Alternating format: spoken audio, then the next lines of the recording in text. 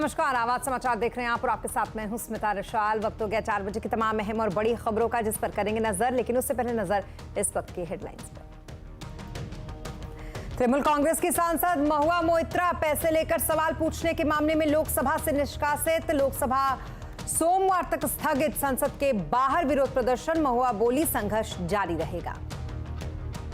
लगातार 5वीं बार आरबीआई ब्याज दरों में बदलाव नहीं, लेकिन FY24 जीडीपी अनुमान 6.5% से बढ़ाकर 7% किया। अस्पताल और शैक्षणिक संस्थानों में यूपीआई पेमेंट 1 लाख से बढ़ाकर 5 लाख हुई।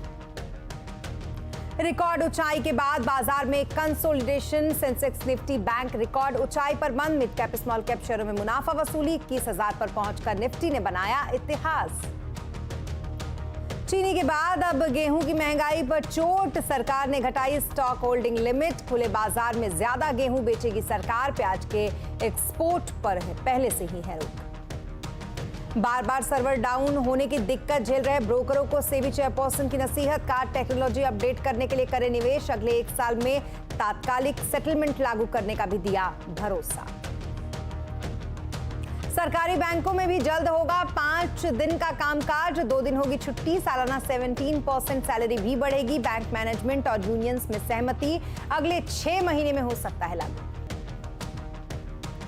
उत्तराखंड ग्लोबल समिट का आगाज। 3 लाख करोड़ से ज्यादा का आ सकता है निवेश। पीएम मोदी बोले देश को विकसित बनाने का संकल्प ले हर भारतीय। खबरों की शुरुआत महुआ मोइत्रा से। कैश फॉर क्वेरी यानी कि पैसे लेकर सवाल पूछने के मामले में टीएमसी की जो सांसद है महुआ मोइत्रा, उनको एथिक्स कमेटी की सिफारिश पर लोकसभा से अब निष्कासित कर दिया गया है। आज संसद की एथिक्स कमेटी की रिपोर्ट लोकसभा में पास हो गई। इस रिपोर्ट पर चर्चा हुई। इसमें कांग्रेस के मनीष तिवारी समेत जो विपक्षी नेता थे, उन्होंने निष्कासन का विरोध किया और कहा कि ये नेचुरल जस्टिस के खिलाफ है। कांग्रेस नेता ने कहा कि महुआ सदन में अपना पक्ष नहीं रखने देना महुआ को, ये गलत है। तो वहीं लोकसभा स्पीकर ने कहा कि कमेटी की सिफारिश से सदन सहमत है और सदन की गरिमा को बनाए रखने के लिए महुआ मोइत्रा को निष्कासित किया गया है। सदन में प्रश्न पूछने के बदले नकदी में प्रत्यक्ष संलिप्तता के संबंध में दिनांक 15 अक्टूबर 2023 को दी गई शिकायत पर आचार संहिता की पहली रिपोर्ट पर विचार के उपरांत समिति के निष्कर्षों को स्वीकार करती है कि सांसद श्रीमती महुआ मोइत्रा का आचरण अनैतिक और संसद सदस्य के रूप में अशोभनीय है और इस कारण उनको लोकसभा सदस्य बने रहना उपयुक्त नहीं होगा। इसलिए संकल्प करती है कि उन्हें लोकसभा की सदस्यता से निष्कासित कर दिया जाए। वहीं दूसरी तरफ निष्कासन के बाद महुआ मोइत्रा ने कहा कि एथिक्स कमेटी के पास उन्हें निष्कासित करने की सिफारिश करने का कोई अधिकार नहीं है। उन्होंने ये भी कहा है कि उनका संघर्ष बीजेपी सरकार के खिलाफ चलता रहेगा। The Ethics Committee, without getting to the root of this, has decided to hang me.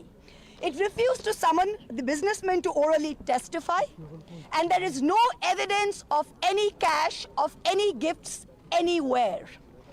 The recommendation of expulsion is based solely on the ground that I have shared my Lok Sabha portal login. There are no rules whatsoever to govern the sharing of logins. As the hearing of the Ethics Committee demonstrates, all of us MPs are conveyor belts to get questions from the public. और एक लंबे समय से इस पूरे मामले पर चुप्पी साधे हुई ममता बनर्जी, आज उन्होंने समर्थन किया है महुआ मोइत्रा का और कहा है कि उनकी पार्टी और इंडिया गठबंधन महुआ मोइत्रा के साथ है।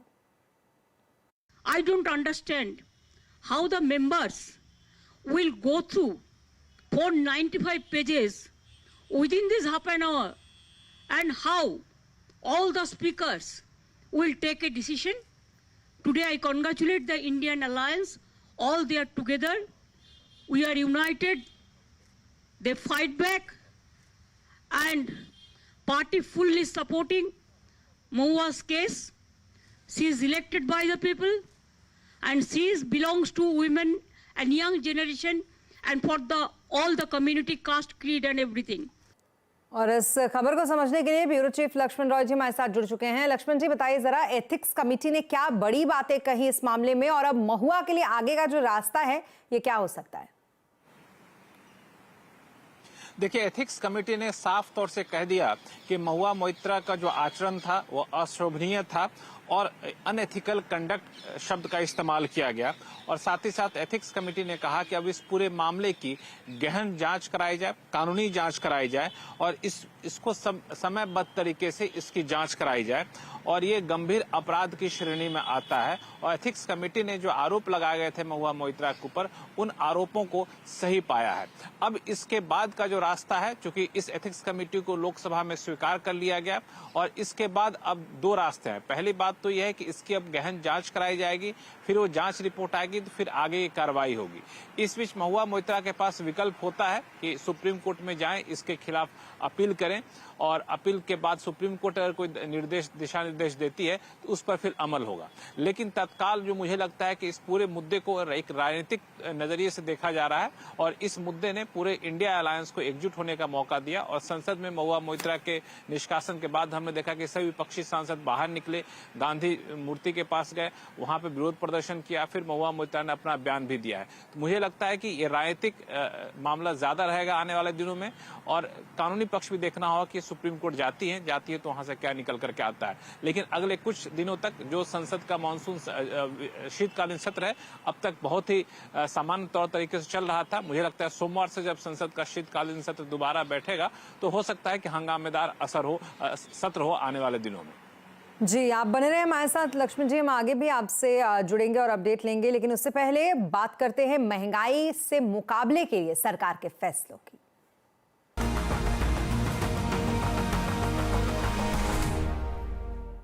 महंगाई कम करने के लिए सरकार ने सिर्फ 2 दिनों में 4 बड़े फैसले लिए हैं। गेहूं की कीमतों में जारी जो तेजी थी उसको रोकने के लिए सरकार ने स्टॉक होल्डिंग लिमिट को अब घटा दिया है।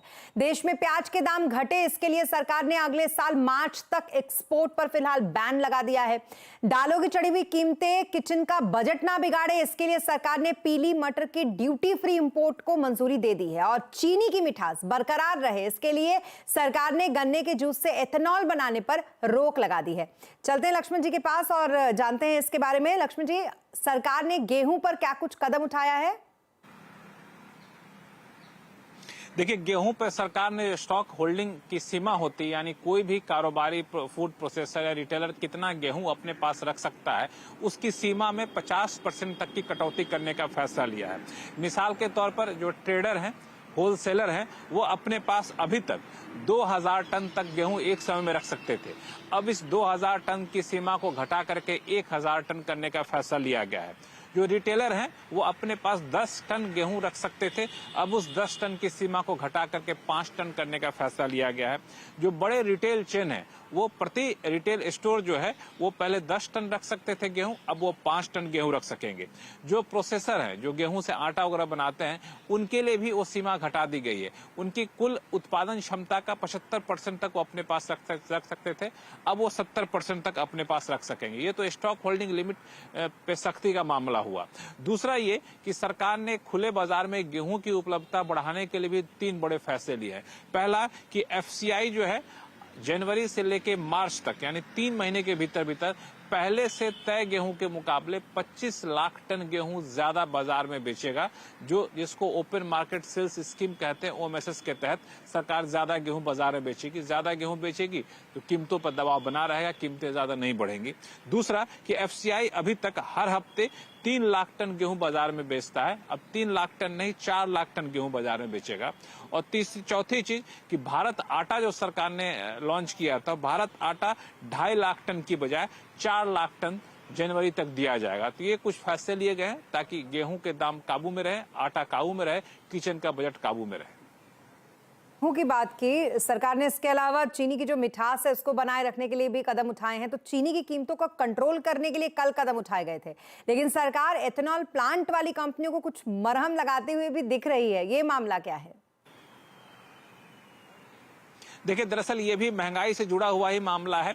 चूंकि चीनी की कीमतें बढ़ने की आशंका थी, क्योंकि चीनी का उत्पादन कम होने का अनुमान है, तो सरकार ने कल तो फैसला ये लिया था कि गन्ने के रस से जो एथेनॉल बनता था वो गन्ने के जूस से एथेनॉल नहीं बनेगा। लेकिन ये निवेशक के लिहाज से, चीनी कंपनियों के लिहाज से बहुत ही नकारात्मक तरीके से इसका संदेश गया। तो आज फूड सेक्रेटरी और पेट्रोलियम सेक्रेटरी दोनों मीडिया से मुखातिब हुए और इस मरहम लगाने की कोशिश की। इस मायने में उन्होंने कहा कि ये फैसला अस्थायी फैसला है, टेम्पररी डिसीजन है। हर महीने सरकार इसकी समीक्षा करेगी, चीनी के उत्पादन को लेकर के, गन्ने के उत्पादन को लेकर के। अगर उत्पादन के आधार पर कुछ हद तक हालात सुधरे तो सरकार इस फैसले में भी ढील दे सकती है। पहली बात तो ये। दूसरा कि एक मामला ये था कि आप गन्ने के जूस से एथेनॉल नहीं बनाने दे रहे हैं तो मक्के से एथेनॉल बनाने दीजिए, लेकिन मक्के की कीमत जो है, मक्के से एथेनॉल बनता है, उस कीमत सरकार ने काफी कम तय कर रखी है। तो उसको बढ़ाने का प्रस्ताव है कि नहीं है, तो सरकार ने कहा कि इसको हम कभी भी बढ़ा सकते हैं और जब भी बढ़ाएंगे 1 नवंबर से लागू होगा। लेकिन एक और बात महत्वपूर्ण सरकार ने कही कि आने वाले दिनों में सरकार का फोकस गन्ने की बजाय मक्के से एथेनॉल बनाने पर होगा। इस पर सरकार एक खास स्कीम लेकर के आएगी। इसके तहत एनसीसीएफ और नेफेड जो सरकारी खरीद एजेंसी है वो बाजार से एमएसपी पर अब मक्का खरीदेंगे और एथेनॉल प्लांट को देंगे। इसमें सरकार सब्सिडी देगी। सब्सिडी क्या देगी कि खरीदने की प्रक्रिया में, उसकी पैकेजिंग में, माल ढुलाई पर जो खर्च होगा वो सरकार खर्च वहन करेगी। इसका मकसद ये है कि एथेनॉल प्लांट को सस्ते में मक्का मुहैया कराया जा सके ताकि मक्के से बनने वाले एथेनॉल की कीमत कम हो। तो इससे क्या होगा, एथेनॉल प्लांट को भी फायदा होगा और ऑयल मार्केटिंग कंपनियां भी एथेनॉल खरीद सकेंगी। जी, बहुत शुक्रिया तमाम डिटेल्स के लिए आपका लक्ष्मण जी। और महंगाई पर सरकार का वार देखिए सीएनबीसी आवाज की मेगा कवरेज शाम 4:57 पर। और अब बात आरबीआई की मॉनेटरी पॉलिसी की, जिसमें लगातार 5वीं बार ब्याज दरों में कोई बदलाव नहीं किया गया। रेपो रेट को 6.5% पर बरकरार रखा गया है। आरबीआई ने विड्रॉल ऑफ एकोमोडेशन को रुख को कायम रखा है। आरबीआई ने मौजूदा वित्तीय वर्ष के लिए रियल जीडीपी ग्रोथ अनुमान 6.5% से बढ़ाकर 7% कर दिया, जबकि FY24 के रिटेल महंगाई दर का अनुमान 5.4% पर फिलहाल कायम है। After a detailed assessment of the evolving macroeconomic and financial developments and the outlook, of course, the Monetary Policy Committee decided unanimously to keep the policy repo rate unchanged at 6.5%. The MPC also decided by a majority of 5 out of 6 members to remain focused on withdrawal of accommodation to ensure that inflation progressively aligns to the target while supporting growth. इसके अलावा RBI governor Shaktikanta Das ने कहा कि अब अस्पताल और शिक्षा से जुड़े जो काम है उसमें यूपीआई के जरिए लोग 5 लाख तक पेमेंट कर पाएंगे। The limit for various categories of UPI transactions have been reviewed from time to time. It is now proposed to enhance the UPI transaction limit for payment to hospitals and educational institutions from rupees 1 lakh to rupees 5 lakh per transaction. This will help the consumers to make UPI payments of higher amounts for education and healthcare facilities, for education and healthcare purposes. और अब बात करेंगे बाजार की, जहां आज हफ्ते के आखिरी दिन निफ्टी ने 21,000 की रिकॉर्ड ऊंचाई को छू लिया। इसी के साथ सेंसेक्स, निफ्टी बैंक रिकॉर्ड ऊंचाई पर आज बंद हुए हैं। सेंसेक्स 304 अंक चढ़कर 69,826 पर बंद हुआ। तो वहीं निफ्टी की अगर बात करें तो यह 68,000 चढ़कर 20,669 पर 969 पर माफ कीजिएगा आज बंद हुआ। सबसे ज्यादा जो खरीदारी रही वो आईटी, बैंकिंग, रियलिटी शेयरों में रही। एफएमसीजी, एनर्जी और फार्मा इंडेक्स आज थोड़े गिरकर बंद हुए। बाजार में पिछले कुछ दिनों से तेजी बनी हुई है। क्या बाजार में बुल रन की शुरुआत हो चुकी है? आज आवाज अड्डा में इसी पर करेंगे बड़ी चर्चा शाम 7:57 पर।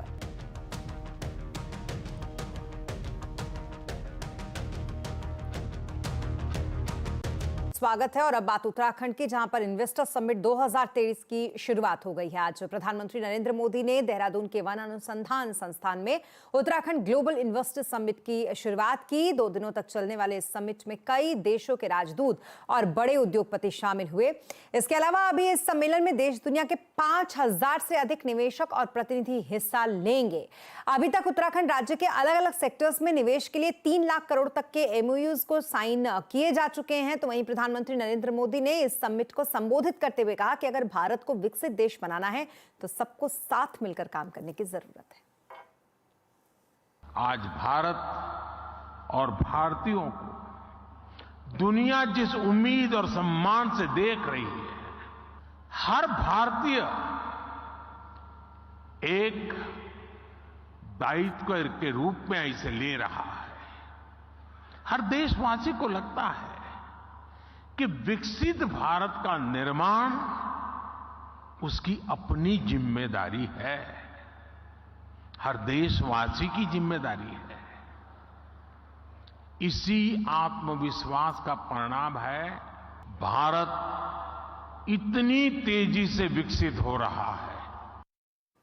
प्रधानमंत्री ने यहां पर इस समिट में मेड इन इंडिया का नारा दिया। उन्होंने कहा कि मैं देश के धन्ना सेठ हो अमीरों से यह कहना चाहता हूं कि वो विदेशों में जाकर शादियां ना करें, उत्तराखंड आए, यहां पर डेस्टिनेशन वेडिंग करें। खास करके देश के धन्ना सेठों को मैं कहना चाहता हूं, अमीर लोगों को कहना चाहता हूं, मिलियनर बिलियनर से कहना चाहता हूं, हमारे यहां माना जाता है, कहा जाता है, जो शादी होती है ना, वो जोड़े ईश्वर बनाता है, ईश्वर तय करता है जोड़ा।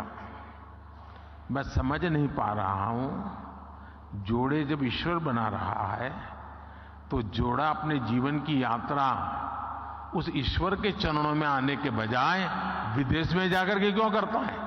मैं तो चाहता हूं मेरे देश के नौजवानों को मेक इन इंडिया जैसे है ना, वैसे ही एक मूवमेंट चलना चाहिए, मेड इन इंडिया। आने वाले 5 साल में आपके परिवार की एक डेस्टिनेशन शादी उत्तराखंड में करिए। और इसी के साथ इस बुलेटिन में फिलहाल इतना ही, लेकिन खबरों पर लगातार अपडेट के लिए आप बने रहें CNBC आवाज के साथ।